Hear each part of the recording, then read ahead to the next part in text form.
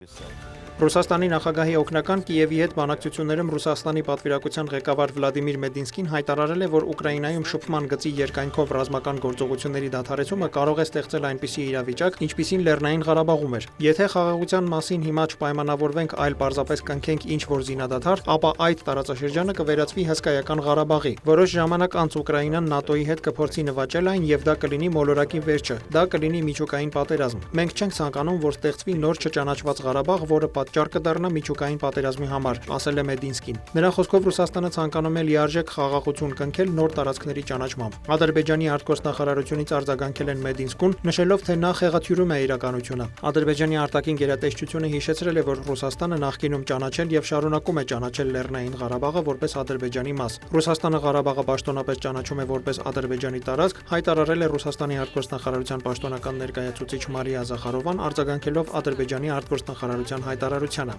Պետք չէ կոնտեքստից կտրել գոյություն չունեցող թեզերը եւ բառերի տեղերը փոխել, դրանց բոլորովին այլ նշանակություն տալով, նշել է դիվանագետը։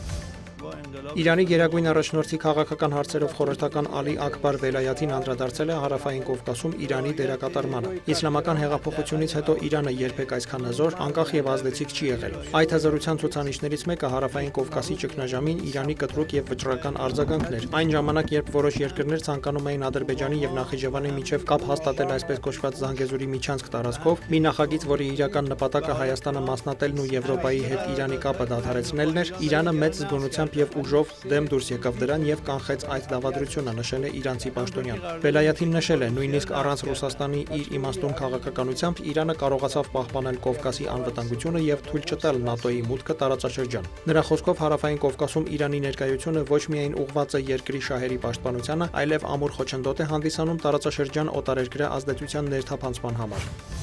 Եվրոպական հանձնաժողովը կներկայացնի Ռուսաստանի դեմ պատժամիջոցների 18-րդ փաթեթը։ Այն կներառի հյուսիսային հոսք եւ հյուսիսային հոսք 2 գազատարների օգտագործումն արգելող առաջարկ։ Այդ մասին հայտարարել է Եվրոպական հանձնաժողովի նախագահ Ուրսուլա ֆոն դեր Լայենը։ Փաթեթով նախատեսվում է նաեւ նվազեցնել ռուսական նավթի համար սահմանված առավելագույն գինը 1 բարելի համար $60-ից հասցնելով $45։ Բացի այդ, Եվրամիությունը նախատեսում է պատժամիջոցներ կիրառել ռուսական որոշ բանկերի եւ նավերի նկատմամբ։ Ըստ Guardian-ի ցուցակում կներառվի ռուսական նավթի վաճառքով զբաղվող ստվերային նավատորմի 70 նավ եւ 22 բանկ, որոնք կանջատվեն SWIFT համակարգից։ Մայիսի 16-ին Եվրահանձնաժողովի նախագահ Ուրսուլա ֆոն դեր Լայենը կրկին կոչ էր արել մեծացնել ճնշումը Ռուսաստանի վրա եւ խոստացել նոր պատժամիջոցներ սահմանել հյուսիսային հոսքի, ռուսական էներգետիկայի եւ ֆինանսական ոլորտի դեմ։ Ավելի ուշ Գերմանիայի կանցլեր Ֆրիդրիխ Մերցը հայտարարել էր, որ կաջակցի հյուսիսային հոսքի դեմ պատժամիջոցներ կիրառելու Եվրամիության առաջարկին։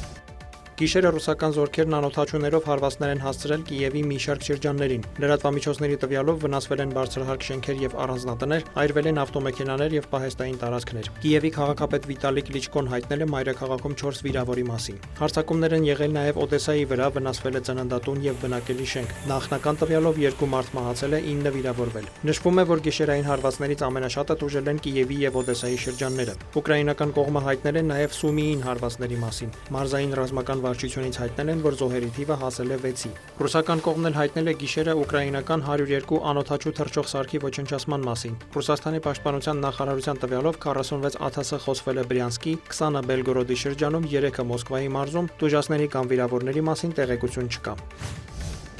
Ավստրիայի Գրաց քաղաքի դպրոցներից մեկում հունիսի 10-ի առավոտյան տեղի ունեցած հրաձգության հետևանքով առնվազն 9 մարդ է մահացել, այդ թվում հարձակվողը։ 2 տասնյակից ավելի մարդ վիրավորվել է։ Այդ մասին հաղորդել են ավստրիական Kronen Zeitung թերթը եւ ԱՊԱ գործակալությունը։ Ըստ ոստիկանության զոհերի թվում կան երեխաներ եւ ուսուցիչներ, սակայն մահացածների մասին ճշգրիտ տեղեկություններ դեռևս հայտնի չեն։ Հարձակման համար կասկածվում է աշակերտներից մեկը, որը ենթադրաբար ինքնասպան է եղել։ Նրա մարմինը հայտնաբերել են դպրոցի զուգարաններից մեկում։ Կանցլեր Քրիստիան Շտոկերը չեղարկել է օրվա բոլոր հանդիպումները տեղի ունեցածն անվանելով ազգային ողբերգություն։ Ներքին գործերի նախարարը մեկնել է Գրաց։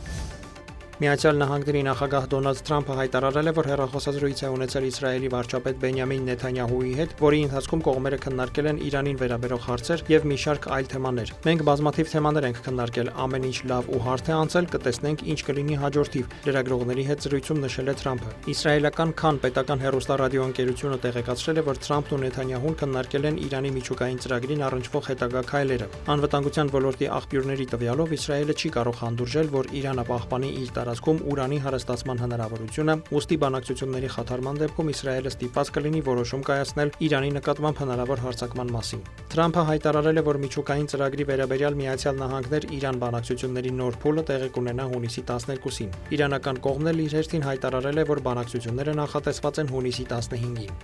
Դավիթ Մուրադյան, լուրեր։